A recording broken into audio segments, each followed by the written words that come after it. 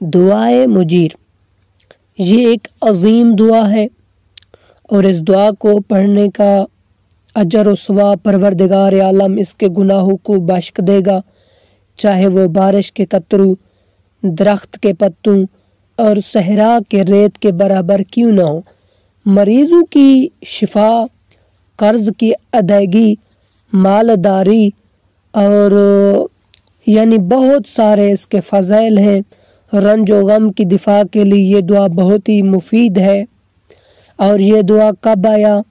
جب ہمارے نبی پاک صلی اللہ علیہ وسلم مقام ابراہیم پر نماز میں مشغول تھے، تو اسی وقت جبریل امین یہ دعا لے کر حضرت محمد مصطفیٰ صلی اللہ علیہ وسلم کے پاس آئے، اور اس کے فضائل بہت ہیں۔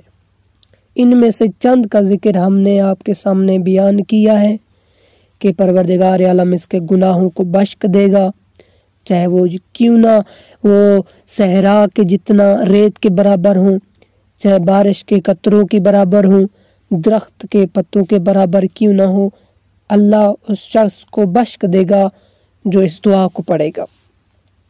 اور اس کی ایک بہترین عمل یہ بھی ہے کہ ماہ رمضان کی 13ویں شب، 14ویں شب اور 15ویں شب کو بھی یہ دعا پڑھا جاتا ہے، جو کہ نماز عشاء کے بعد پڑھنا بہت ہی مفید ہے۔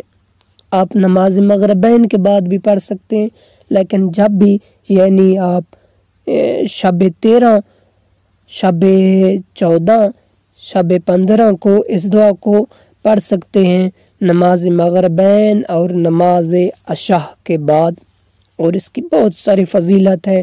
ان میں سے چند ہم نے آپ کے سامنے بیان کی ہیں فضائل، اور یہ ایک عظیم عالی شان دعا ہے جس کی روایات حضرت رسول خدا صلی اللہ علیہ وسلم سے ہے۔ دعا گو ہیں پروردگار عالم سے کہ ہمیں اس دعا کو پڑھنے کی توفیقات دے، آمین یا رب العالمین۔ ہمیں اپنے دعاؤں میں یاد رکھیں۔